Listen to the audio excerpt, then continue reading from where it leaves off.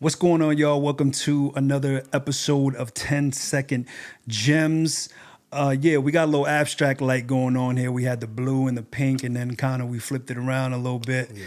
And we finally ended up deciding to do this like warm kind of light. So this is going to be dope. Some people might see this and be like, man, what's up with that lighting? But we chose the lighting. We like the lighting. So it's the vibe for sure. So eat your heart out. It is what it is. My co-host today, I don't want to say my guest because a friend of mine, shout out to my man Mont. Shout out my man Mont real quick, back home in Philly. Shout out to Mont. Yeah, he gave me the idea to not do guests, to call my guest my co-host. And I love that idea. Yeah. So that's why I like getting feedback from my peoples and people out there. Remember that, guys. 10secondgems at gmail.com. That's the number 10secondgems, all one word, at gmail.com. If you got any suggestions or you just want a bit of advice or whatever. So anyway, my co-host today is a producer, a Nashville producer. His name is Palo Supreme. Yo. I'm going to go ahead and let you introduce yourself to the world, man. Go for it. Yo, it's Palo Supreme, man. Young Lowski Dolo. You feel me? Just a little producer. Just, you feel me? Doing his thing on the low. You feel me? Just kicking it. How old are you? 24 right now. 24. Yeah. And you on that producer grind. Yeah, that's definitely the main, you know what I'm saying? That's the main thing. Like, that's where my heart's always been at. But it seems as if I can probably do a little bit more on different aspects of things when it comes to music. But you play, it's not like you're just sampling records or taking samples off Splice. You actually play keys, right? No, yeah, like I've done a little bit of, like, I've had a little bit of piano lessons, like a couple years. Right. It didn't really stick. I don't blame the teacher. That's just on me, you know what I'm saying? Like, I didn't stay on it. I didn't keep, you know what I'm saying, staying in the books and whatnot. But, yeah, I did, you know what I'm saying? I took some piano lessons for a couple years, and I played drums growing up my whole life. Dabbled in a few other instruments. Not to say that I could play them off, you know, like just like that, but you could pull it off if you had to. If I wanted to play something like just real smooth, real quick, or just like a little melody, I would do that. I'm very much the same way where if I need a guitar and it's nothing crazy, I can pick it up, right, lay it down, and then move on from there. I've actually done that once or twice. I done seen you play some keys too, though, dog. I do. I play keys. I've been playing keys. Holding it down. Yeah. I'm playing keys since I was a kid, so keys is not an issue. But did you take piano lessons? No, I never took just piano. Just all kind of just did it on your own, learned yourself. Just did it on my own. Trying to learn songs and whatnot. Yep, I was poor, man, so we didn't have money for the lessons. No, don't get it twisted. Yeah, we was on the same tip. I definitely applaud my mom and respect her a lot for spending the extra change she did. But are you originally from Nashville? No, I was just raised out here. I was born in Haiti. I came over here when I was like 3 or 4 or something like that. And then I spent like a year in Connecticut and then came back down here. But this is still like baby ages. And then kind of grew up like, you know, elementary school, middle school, high school. Everything was out in Nashville. So basically, yeah, you're from here, pretty much. Yeah. What brought your family out to the U.S.? I think my mom, we already had family out here, and like I was the baby, and it was kind of getting wild down there, like, you know what I'm saying, like 97, 98, 99-ish, I guess, time period. And she just had to make a decision, you know what I'm saying, like she was seeing too much and she didn't want her kids to go through that, so she brought us up here, basically, and I mean, we have family here, and I think we have family maybe in Boston already, and I think maybe in Florida, somewhere like the Miami or somewhere area, I think. Now, your pops, what about, did your pops come too? Or nah, he stayed. So he stayed in Haiti? He stayed in Haiti, yeah. While you guys came in, okay. Yeah, he was, he already had a job down there. He was sending us money and whatnot. It just made more sense for him to stay down there, at least from, I'm saying, my eyes looking in, you know what I'm saying? It just made more sense for him to stay down there. He was sending money. His Creole is a lot better than his English. So in the sense of finding another job here really wouldn't make too much sense. So it was just the best move, I guess. You know what I'm saying? Now, what's that like being in a completely different country from your dad in a time where is crucial. Like that's a crucial, right? Like, you know, you're talking about infant age up to whatever. Yeah, I mean, and now that you're bringing it up, I never really thought about it like that. But no, that is a crucial time to have your pops around. Definitely, like you definitely need that influence and that father figure. But he was always around though. It wasn't like I never felt like he wasn't around.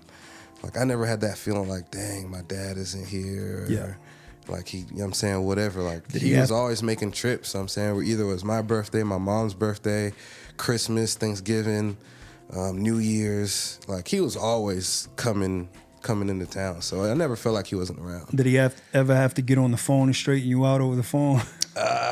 That's what's crazy. Like my dad had a big heart, yo. Like I'd be more scared of my mom like wanting to say something to me about anything. Like my dad would be like, yo, why are you, you know what I'm saying? He'll come at it a lot more calm.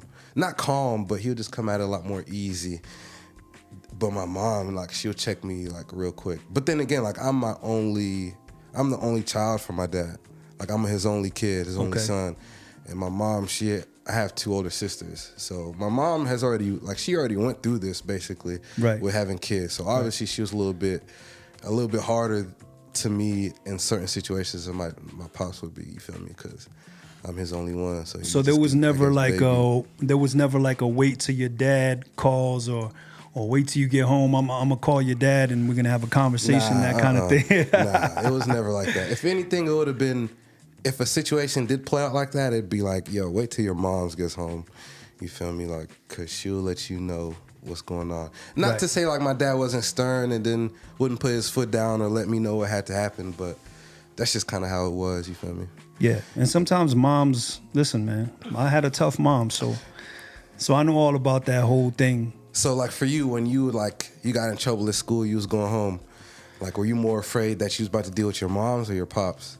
Nah, well my dad wasn't around for real? on the front half. So when I was 5, I went to live with my dad for a while, and my mom went too. So my parents were young, but I was back in Philly by the time I was about to turn 6.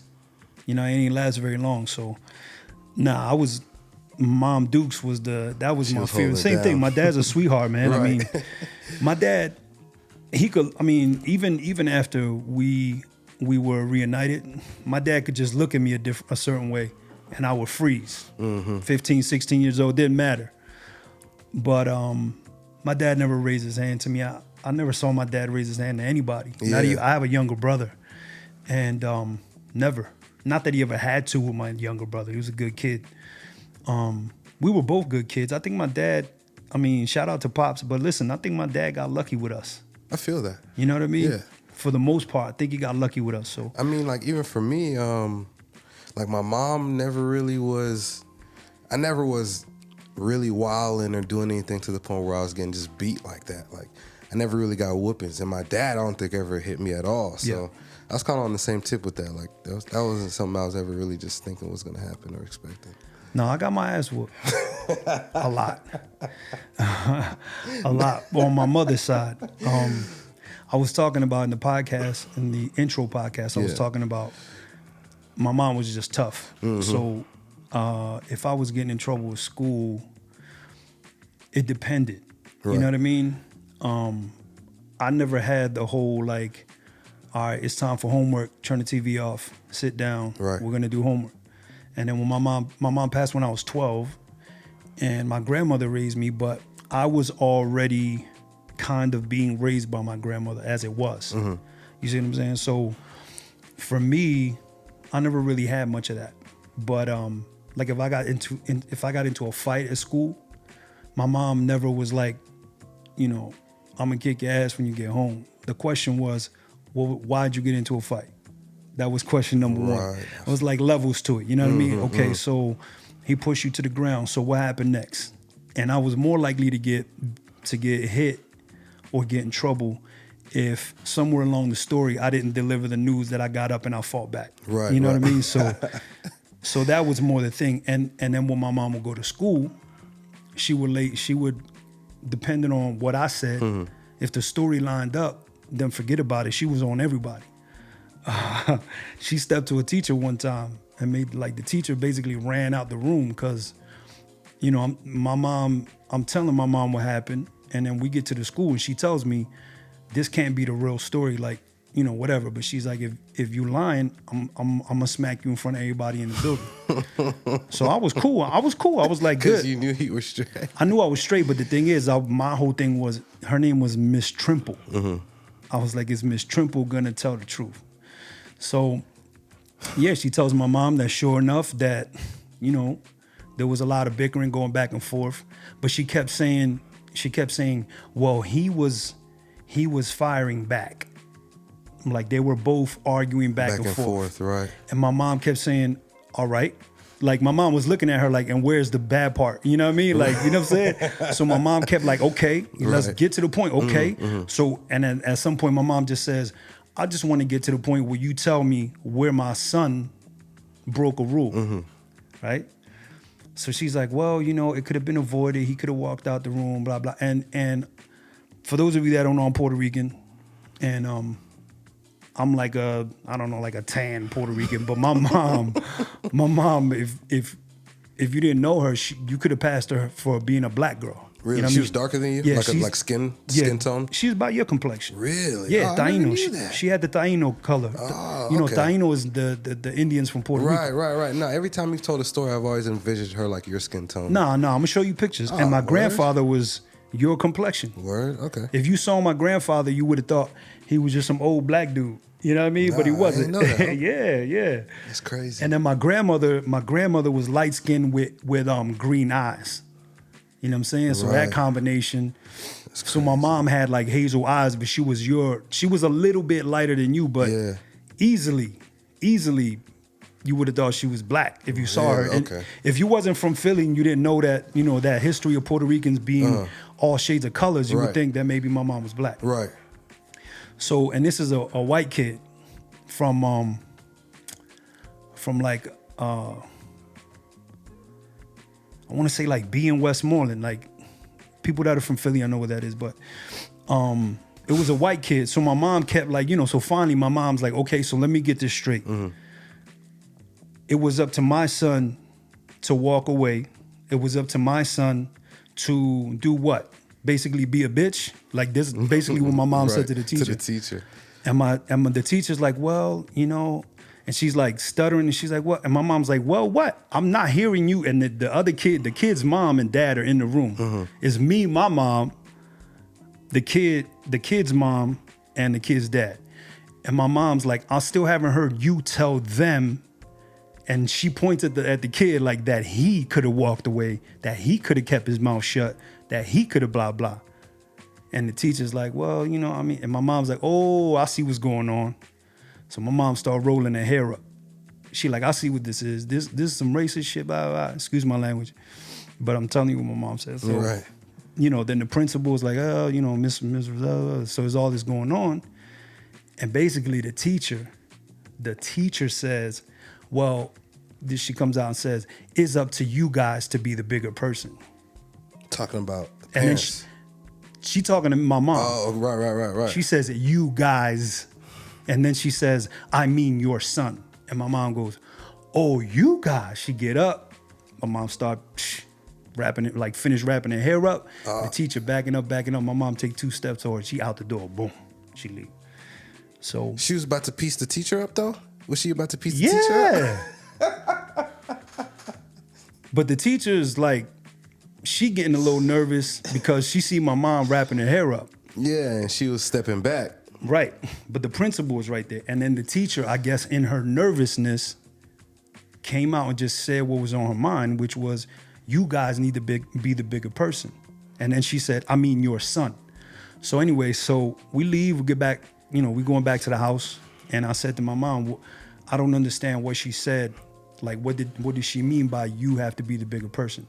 And she was basically saying that because the way my mom took it, she was saying because of who we are, we have to be the ones to back down. It can't be them. Right. And I still didn't understand till later, maybe like 2 years later. Because And this is what? Was this high school? I don't remember. Did you say No. this is middle school? no, this is elementary. Elementary, okay. This 4th, 5th grade. Okay. You know what I mean? I didn't understand until 2 years later. Right. And the racism thing, I was like learning it. Mm-hmm. But my mom she was explaining it to me like, some of these people think they're better than us. But my godmother is white. My mom's best friend, Lisa Klein, she was white. So I'm telling my mom, I'm like, well, Lisa, my godmother, she's not like, does she think she's better than us? And my mom was explaining like, no, Breaking it it's down. not all white people, Right. but Some people just carry that with them, yo. Right. And at the time, that area, which is now blacks and Puerto Ricans all down there, actually, that area down there is now the area in Kensington where you could damn near go shoot up, do whatever, and the cops won't arrest you. That's what's going on in Philly right now. You could literally walk the streets. You could be shooting up right there in that area, right under the L, and you won't get arrested. It's like a drug safety zone where you could go and do whatever You you mean want. a drug safety zone? Yeah. Like what is that? I don't I'm saying I don't know what that means. I'm telling you, so Like drug safety zone? yeah, so basically they keeping all the crackheads and all the dope In fiends one area. In one area. Right. Now, where I'm telling you my elementary school is 2 or 3 blocks from the L where all that is going on now. Is this like a new thing? Like this is like how long has it been? That area's been off and on. But like I'm saying that situation you're speaking of. Oh, though. no. That's now. That's now. Yeah. They tried, what happened was they tried cleaning that part of the city up and they was taking them to rehab centers. This is what I'm being told by a friend recently. My man Kev was telling me that they was taking these people to rehab centers in like more upper class like type neighborhoods, and they was getting out and they was panhandling and doing all that in them neighborhoods, and them people ain't want them there. So of course they the ones with the money anytime you live in a ritzy or a rich Right. neighborhood. So they basically got the government to defund all that. So you know what they doing now? They giving out syringes. They go to that area to give out clean syringes. That's what they doing. You see what I'm saying? So they're encouraging, Right. basically, instead of being like, They're no. aiding it. They're helping Yeah. it. You know what I'm saying? Right. All under the name of being safe. So that area over there, And where is the funding coming from that's providing that's the government. The syringes? That's the government. Who else? But at that time, when I was there as a kid, that area was still predominantly white. Now, on the other side of the train, because when you get down to Kensington and Frankfurt, right? Frankfurt, I'm bugging. Kensington, Allegheny, I'm sorry. When you get down to Kensington, Allegheny, is a train, a L, the elevated train. It's the train that you see on TV, the one that's up top, that runs up top, above the street. Yeah.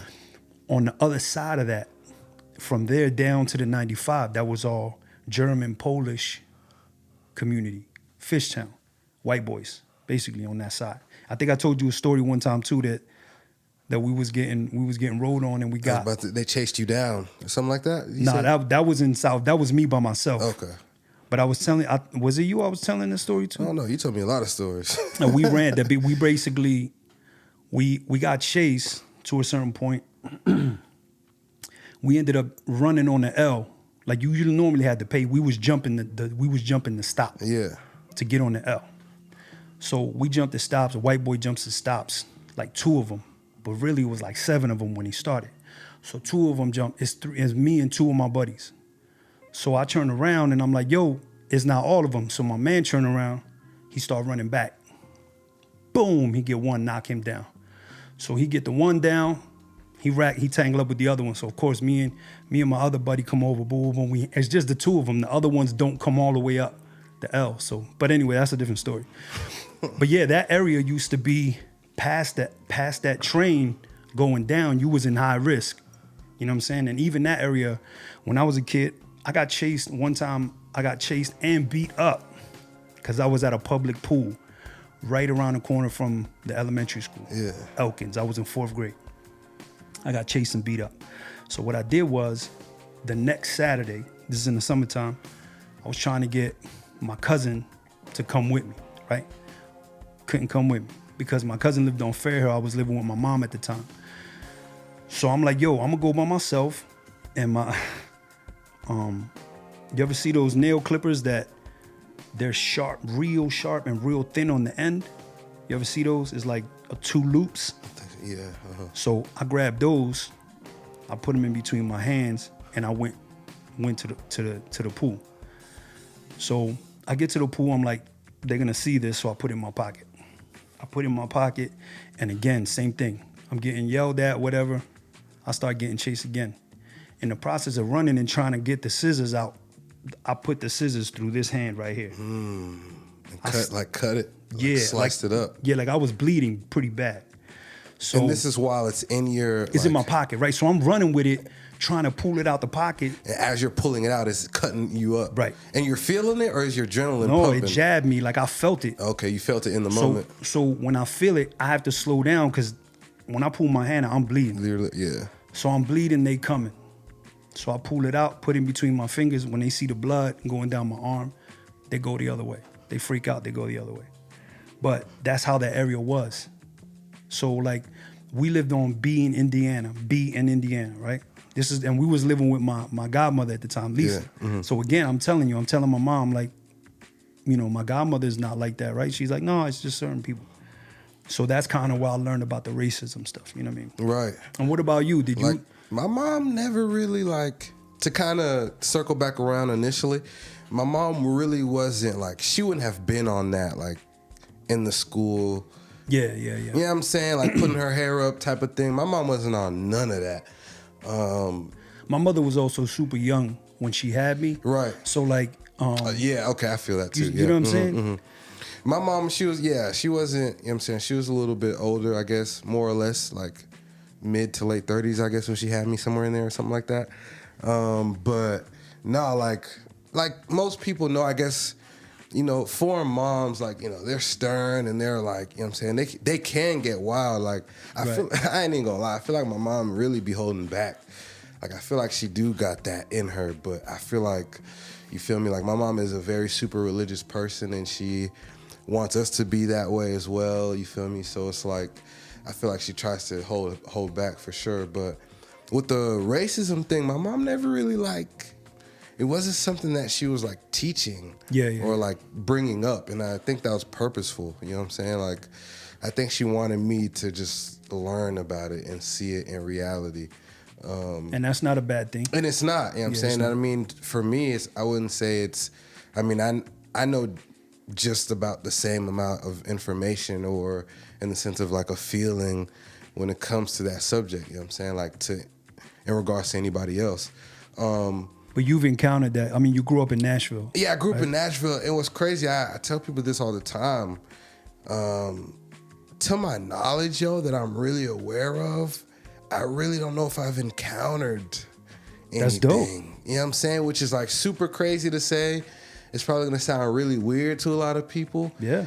And it's not to say that I don't know it don't happen. Like, obviously I know it happens and whatnot, but honestly, bro, like, I've never really encountered nothing that's like been, you know what I'm saying, for me to go back to the homies and say something. Or obviously, you know what I'm saying, you go into the gas station, you get some looks or whatever, or you go to the tobacco store or whatever, and like the little lady might be like following you around or whatever, but like on some real critical, you feel me, something I need to speak on, or, you know what I'm saying, I've never really had that, which is crazy. But I mean, obviously I know it's, you know what I'm saying, it's around and it's something that's people deal with, especially coming from where you came from. You know what I'm saying, out there in Philly, I know it was definitely wild. And like they were pretty blunt and like upfront about like I don't care that you know that I'm racist type of thing, you feel me? Yeah. So that's what's kind of crazy, but I've never experienced nothing like that. You feel me? That's good. That's good. And I could say that gladly because I am aware. So it's not like I'm not aware of what goes on. It'd be different if I wasn't aware, I feel like. Then I'd be like, yo, it's kind of bad that I'm not aware of what's going on, but yeah. Nah, you feel me? You know what I'm saying? That's good. Really had that happen for real. Shoot, that's good, man. Because you know I couldn't imagine growing up in the South. I mean, we dealt with enough of it. Yeah, I don't know what was. I don't know. Yeah, I mean, I guess that's God, yo. Like really, like growing up in the South. I mean, I I was always in a middle class kind of area, middle lower class kind of area. So I guess we were always diverse. You know what I'm saying? Right, so I right. wasn't really around people who they weren't looking at me as like some black dude. Like we was on the same tip or a black kid. Right. You feel me? Because like whoever, even if it was an adult or whatever, I feel like they would see me on the same tip just because like the area, they seen what I was on, what I was wearing, my family and whatnot. I think that's part of what goes into it. I don't know. I'm kind of just talking. I really Yeah. don't know for real, for real. This is kind of just No, thoughts. but that's good. I mean, that's the thing. I don't want people to come on here and say what they should say. You know, like you as a young black man, as a young black As a man. black foreign, you know what I'm saying? As a young As a black foreign, right, you know what I'm exactly. saying? Like But that's see- another thing that goes with it too. Like, you feel me? Like I don't got to tell you nothing, you know what I'm saying, that you don't know. Like the foreign aspect is a big thing. Yeah, it's a big thing. You know what I'm saying? Like, yeah, I'm black and that's you know what I'm saying, that's its own situation. But That's you just add into the sauce, yeah, once right? I tell you like I'm Haitian, you feel me, That's it. to the wrong person, that's a whole nother level. But I like that you didn't feel the need to make up some story about how you have. And I like that. You know what I'm saying? Like that's the thing. That's why for me, that's one thing about this podcast. And one thing that I'm getting feedback on that I like is that a lot of people are saying, yo, My fault, I didn't no, yeah, the cup hit the mic.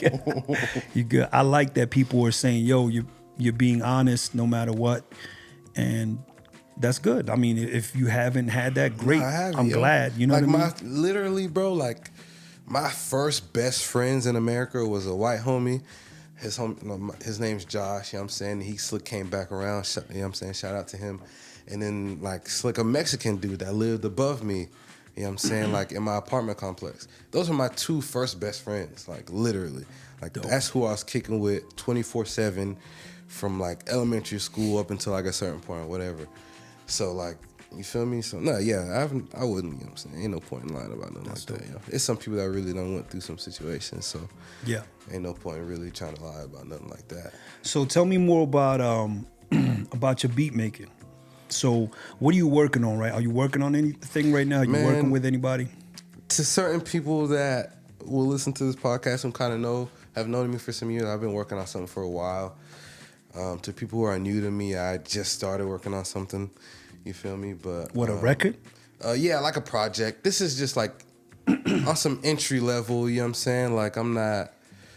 It's more like sound and vibe. Like I'm showing you what realm I'm going to be in, rather than it being like a super like. I don't need people thinking it's like gonna be album mixed or album quality or anything. I'm not even in that direction yet. I kind of like the low mix realm right now, like The low mix. What do you mean by the low like mix? you, in some way you can almost tell it was made in the crib, like in the crib. You know what I'm saying? Because that's the situation I'm in. I'm not in a studio. You know So what I'm like saying? a rough mix, like a DIY type of thing. Right, you know what I'm right, saying? right. Like It doesn't have to be super clean. yeah, like I kind of like that part of it. You know what I'm saying? Like, I don't know, because it just shows where I'm at for real, for real. Like, could I really get it mixed for real? Like, if I really, really wanted to and spend the time on it, of course. But I don't know. Like, I like the early sound that's going to come with it. And like because all the people that I've looked up to music-wise, like musically, I found out about them more or less kind of early. So I've seen the early stuff and I've seen like the stuff that's has money put behind it. You know what I'm saying? Right. And I don't know. I just like the almost like, for lack of a better term, like the SoundCloud texture. You know what I'm saying? The rookie sound. Yeah, I don't know. Something about it is appealing because it just goes along with like how I'm actually living. Yo, I'm not really out here on nothing for real. Yo, I'm still trying to figure it out. I'm still trying to get my money right. I'm still trying to make the music thing my main source of income and like trying to get away from these jobs. So it's like, I don't know. Yeah, I like the tone it brings. I feel like people can relate to it in a way because like the people are on the same level I'm on. they're not listening to it on nothing top dollar. You know what I'm saying? Right, they're right. listening to it in some beat up hoopty and some headphones, and you feel me? And they're not sitting there breaking down your mix. Yeah, you know what I'm Yeah, saying? yeah, They're yeah. just listening to what I'm saying, and then they're And like, listen, there's a market. There's a it's- whole yeah, it there's a whole fits, you know what market for I'm that saying? sound. So it's like, that's kind of where I've been at project wise. So I got like something I'm trying to do that's going to be like a little 3-song, little like experimental thing. And then I have a lot of ideas about what I want to do for myself and for other people, in the sense of just like something I could put together as a whole, like Right. a whole project. But no, the producing thing's always been my thing though. Like I started making beats like in 6th grade, maybe. Yeah, 6th grade. I was at my homie Jay Glove's house, a homie that I've had since like kindergarten. And we went to his homie's house. And he had like the downloaded version of FL, and we started making beats on there. And that's kind of like, it just spun off of that. Dope. What's your favorite part of the production process? My favorite part of the production process might be, like, to be real, it's when you've put in like those maybe 2-3 weeks of just making a whole bunch of beats. Let's Right. say like a month of making just beats, songs, beats. And then you're at the crib and you're kicking it. Maybe it's like 1 or 2 of your homies with you. Right. And you're just running through all the beats you made, you know? Like, something about that's crazy, you feel me? Like, dang, I've made that beat, this beat. All of them sound crazy. Some of them sound similar. Some of them sound different. I don't know. That's what I like the most. That's why I always be trying to make as many beats as I can. Like, I have a throwaway folder, you know what I'm saying? Like, my warm-up beats, like, oh, this is, you know what I'm saying? This is terrible, whatever. Yeah. Like, I'll still save it, put it to the side, whatever, and I just keep it pushing. So I like to have, I do like quantity. And I know it's like quality over quantity, and I do work on quality as well. But like, I like to have a lot of beats. I like shuffling through music Right. when it's all my music. So I think, honestly, at the end of the day, that'd be like my favorite part of like being able to make music. Is because it's like, yo, I'm creating, if I'm not sampling or if I'm not chopping it up real crazy, I'm creating Right. something out of thin air, you know what I'm saying? Like, Well, your like library got to be literally- crazy. oh, bro, not to toot my own horn, like I could be like this around you or whatever, but yeah, it's pretty critical, yo. I'm not gonna lie to You you. got a big library of beats. At this point, I mean, there's stuff I can't even, there's hard drives I can't get into right now, you know what I'm saying? Really? Yeah, like it's probably 2, maybe 2 hard drives I can't get into, because one of them, Slick, really, it's just because I don't think I have like the cord, like the proper cord for it, honestly. And I've been like on a new hard drive, so. Well, dude, haven't you know I been on got that. a lot of USB cable and stuff here at the house. So But yeah, that's kind of, I mean, you taught me that early on though. That was one of the key words you taught me, like from the jump, was library. Like your library. You know what I'm saying? Whether it's like good, whether you like it, whatever, it's your library. And like you've told me about certain situations you've been in that, you know what I'm saying, based off whatever decision you made could benefit you solely off your library. So I'm like, dang, yo, okay, that's something that's always stuck with me. Like whether I hate the beat, whether it's 1 beat a day or 5 or 10, whatever, it's like library. Just remember that. Just keep that in your head. Like this catalog will benefit you in the future. yeah, So, look at 2 Chainz. That's the way he came up, right? man, he had like, verses yo, for days. Oh my God, like all them 16s, yo, like that was crazy. Like that was like maybe sophomore to my senior year of high school. He was just running it up like feature. Right. Like 2 albums, features. Now So- imagine had he thrown all that out and just from being disregarded it. discouraged, right? Yeah, you know what I'm saying? On some like, nah, that's trash. I don't even want to think of, yeah, like that's insane.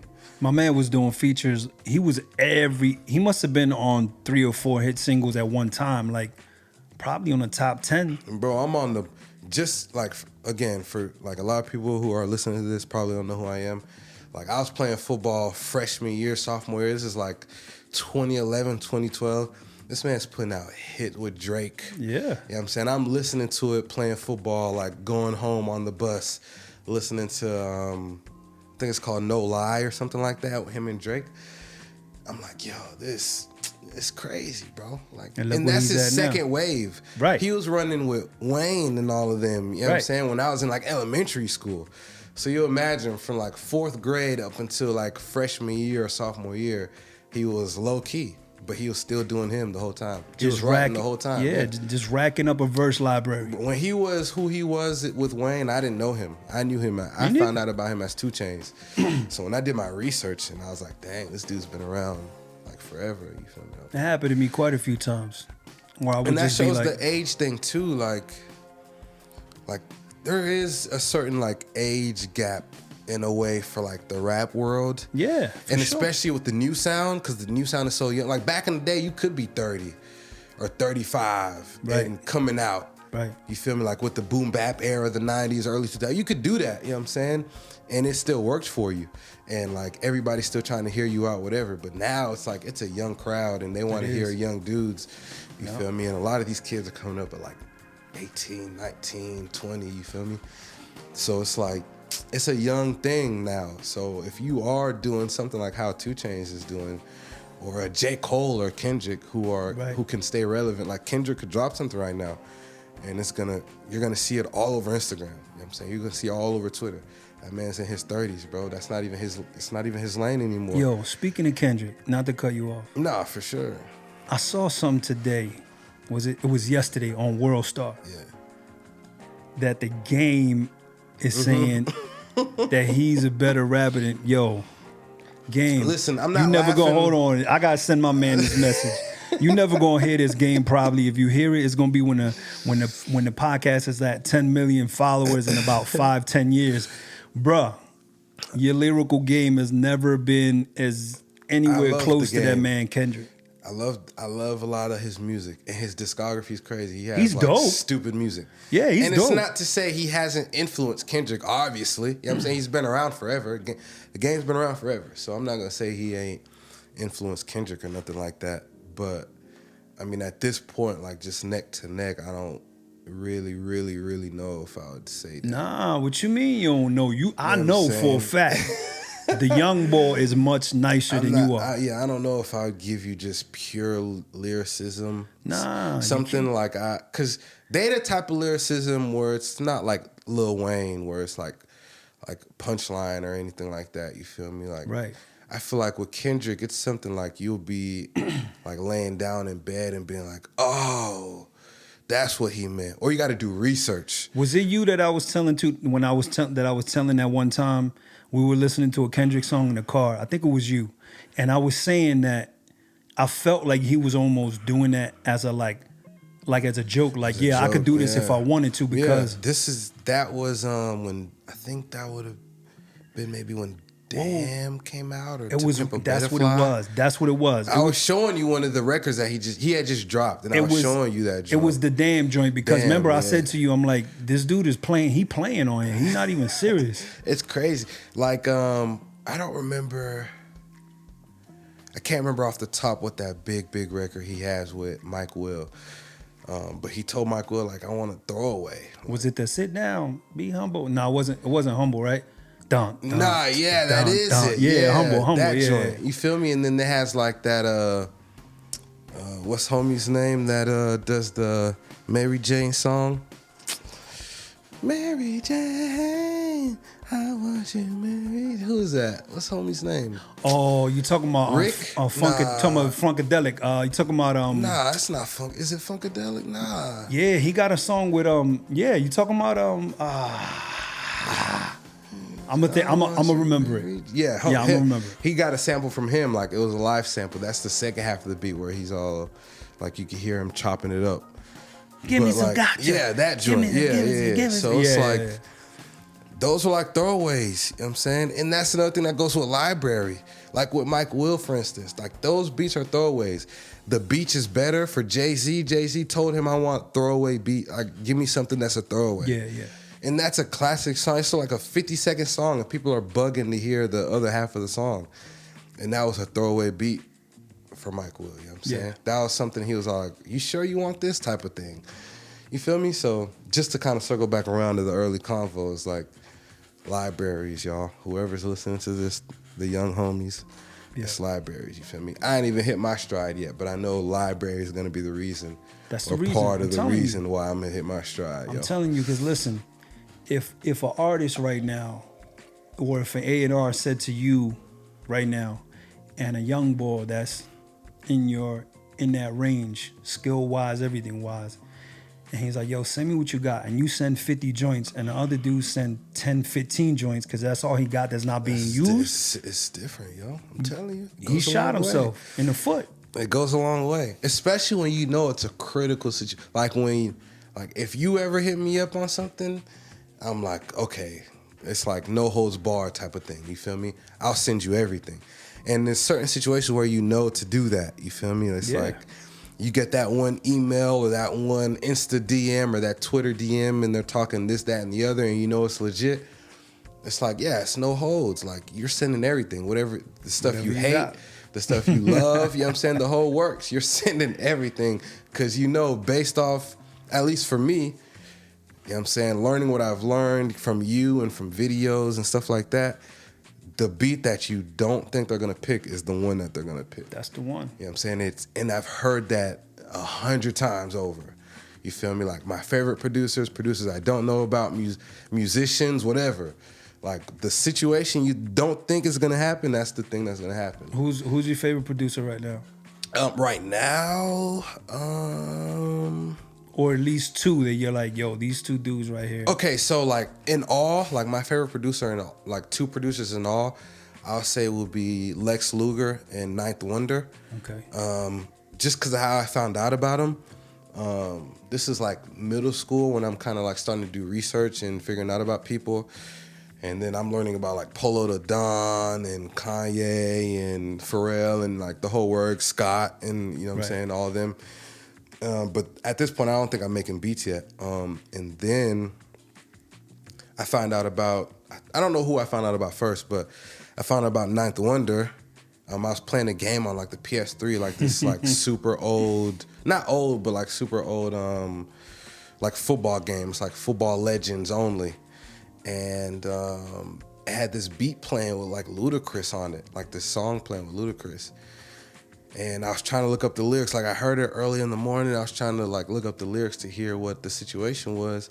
And it pulled up this song called Do the Right Thing. I don't even think it was the right song that was on the soundtrack for real for the game, but it pulled up this song called Do the Right Thing with Ludacris. Ninth Wonder made the beat, and it had like a Spike Lee like cameo in it. Like he did like a little narration at the beginning, you feel me? Cause like the movie or whatever. That was my first joint hearing of Ninth Wonder was Do the Right Thing by Ludacris. And I was like, yo, this beat's insane. And I like started doing all my research on him, like hearing all his instrumentals and like the beats he did for Jay-Z and blah, blah, blah. So that's where like the sampling side of me comes from. Like that's why I'm so in love with sampling. But then at the same time, I'm finding out like this is when Waka Flocka's blowing up and whatnot. Like Waka Flocka and Future and all of them are starting to take over, and Gucci and them. So like this is like early trap wave.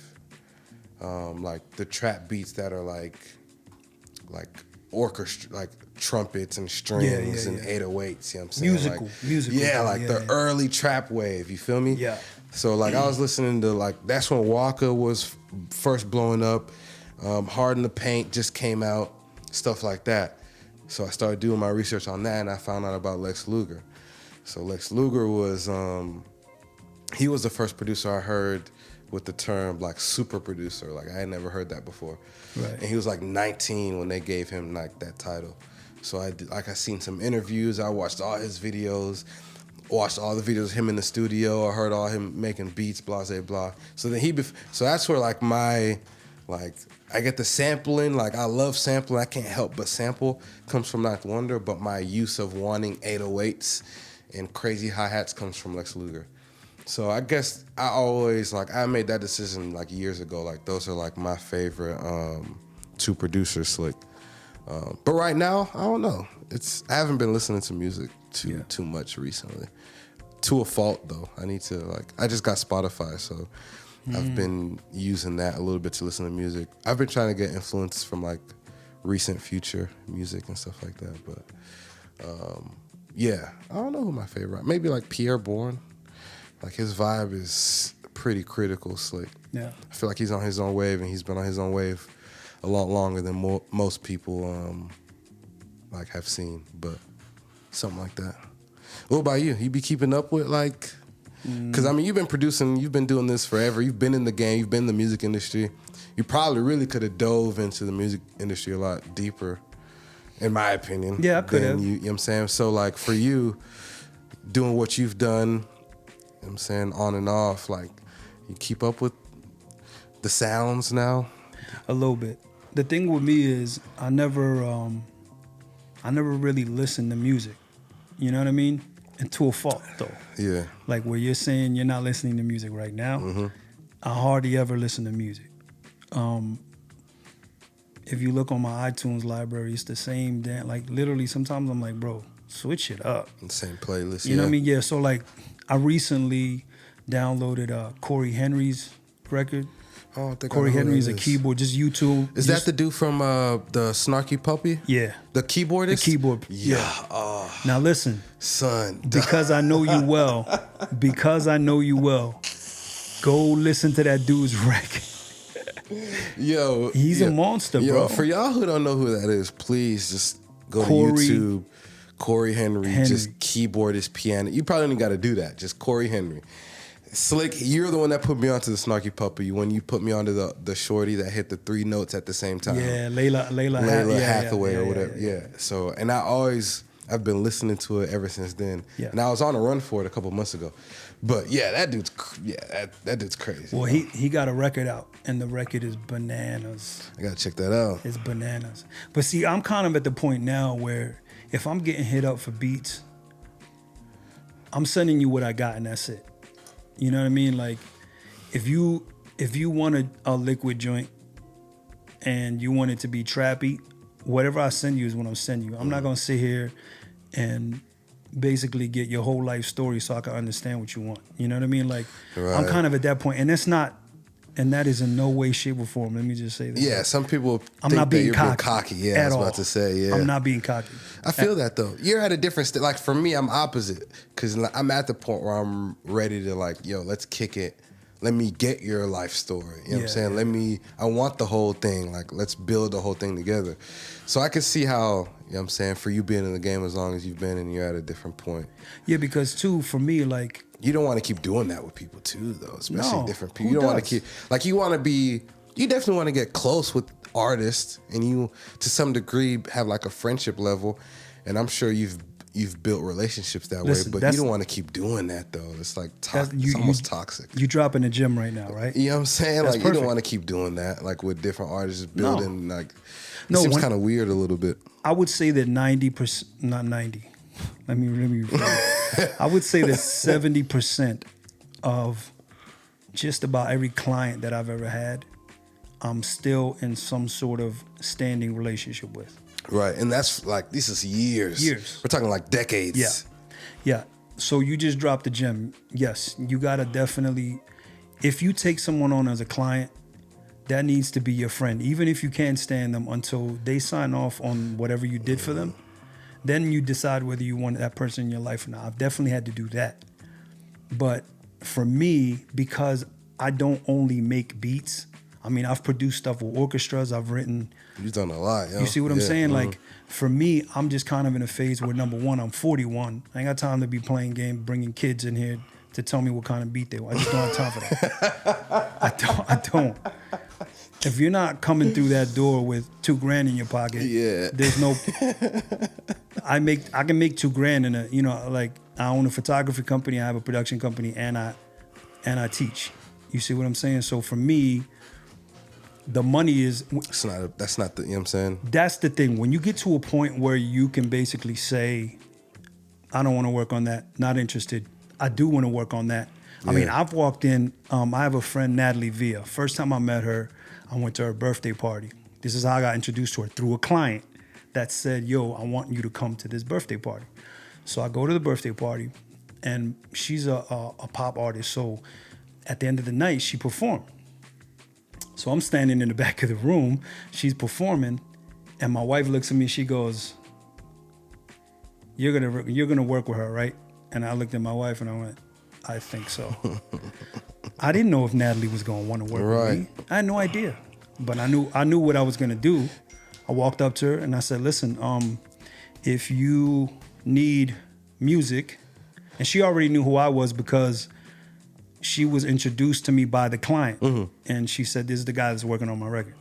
So on the way out, I said to her and her husband, I said, listen, if you guys need anything, let's exchange numbers. All right. And we're still friends. And I produced her last EP, and I produced a few songs before that for her, and I remixed a song that she had that was really popular.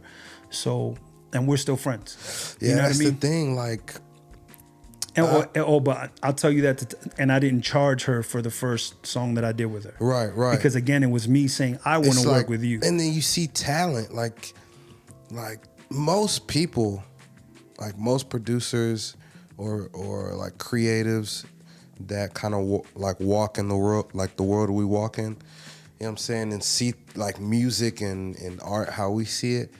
Like a lot of us are more willing to do it for free. You know what I'm saying? Like we actually would rather do a lot of it for free, you know what I'm saying?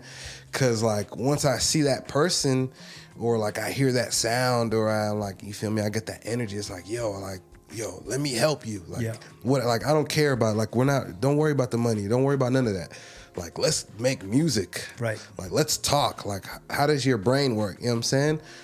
That's a lot. Like most of the time, that's how like the like music is made. Like some of the best music's made, yo. It's because you get that connection from somebody that's like not business related. You know what I'm saying? It's just like, yo, this chick can sing, or this dude can rap, or this dude's just cool, or this dude know how to make beats. You know what I'm saying?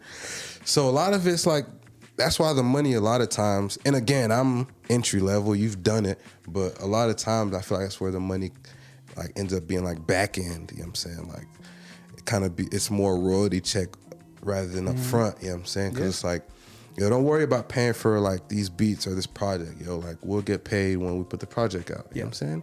And my thing too, like I was working, it got to the point where I was just working for labels so that I could go do the stuff that I wanted to do for right. free. You know what I mean? And that's what I'm trying to get to, yo. Like it's getting to that point where making beats is the hustle. Like, yeah, it's the hustle right now, but like I'm working a job right now, you feel me? Like I'm trying to get those levels where it's like, okay, I'm making money off. Wait, say that again.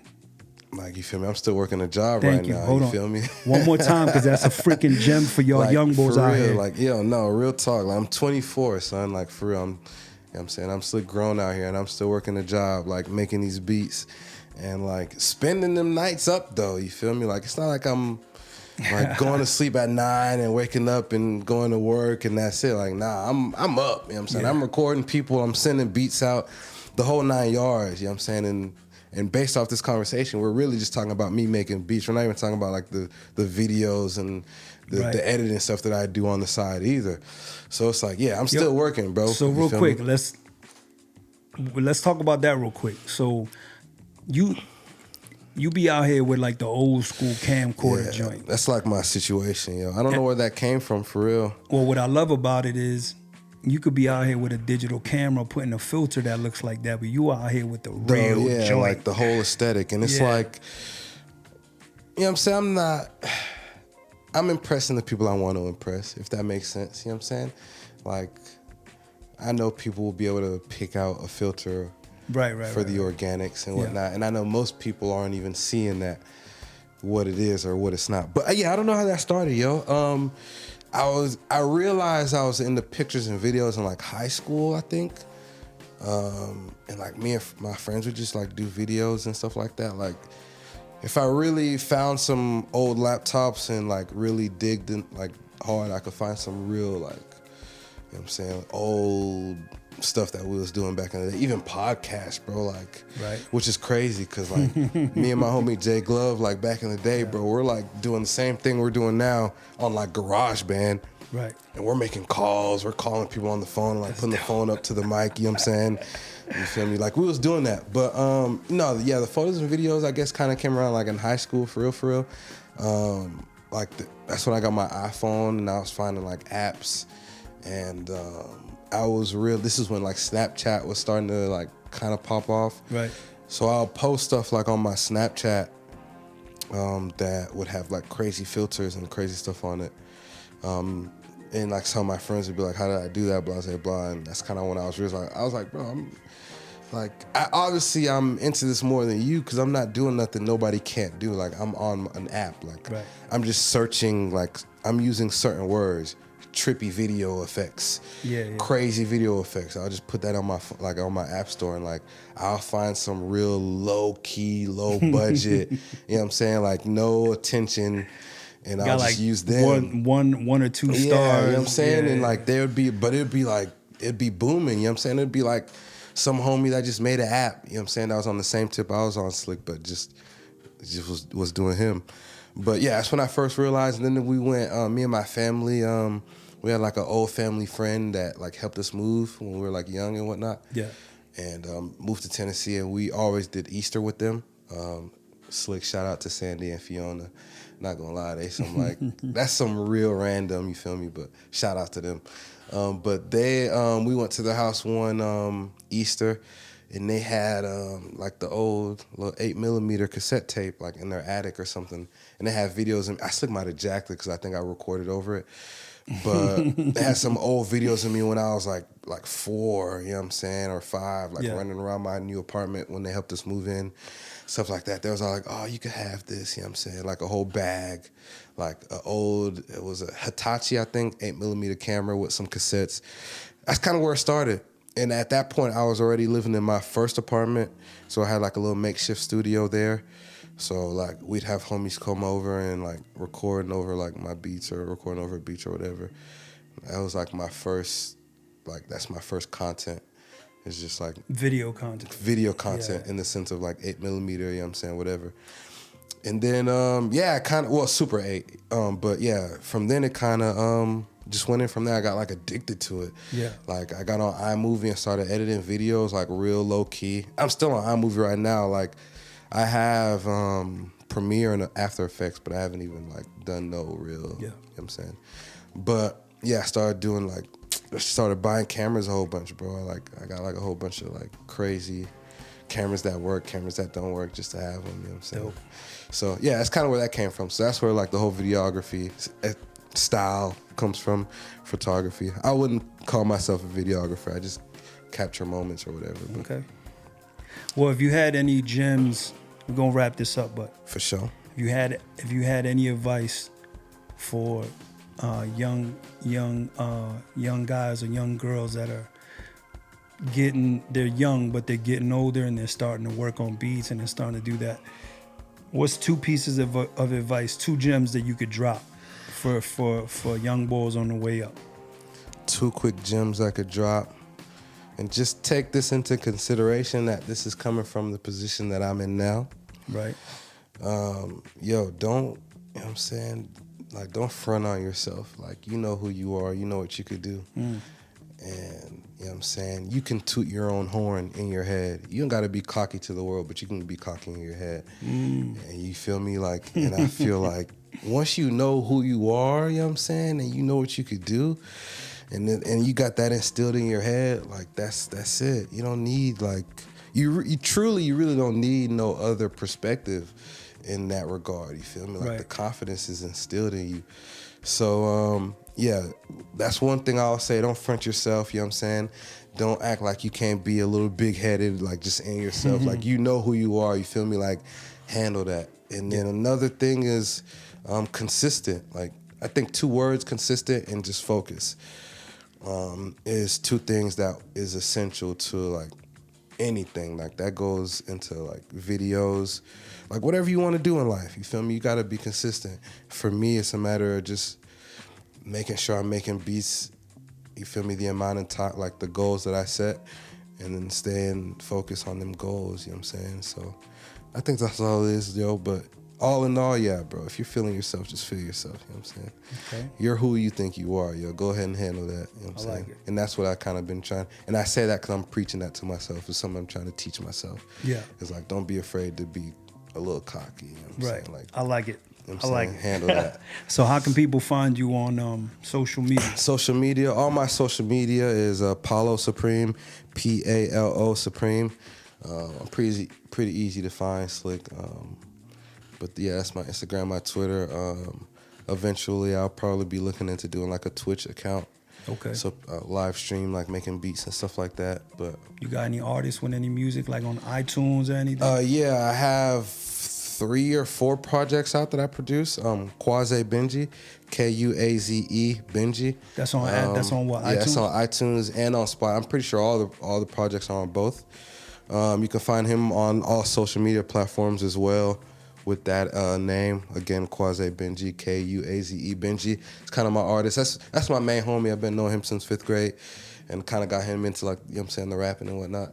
But this is like years ago, but regardless, yeah, that's the homie though. So check that out. That's kind of been where a lot of my catalog is at. And here soon for y'all who care, you know what I'm saying, I'll have some stuff out for myself. So Okay. I'm looking it'll forward be to that exciting, then. you know what I'm saying? All right, y'all. Well, listen, don't forget, like and subscribe on YouTube. We on Spotify, 10 Apple Second Podcasts. Gems.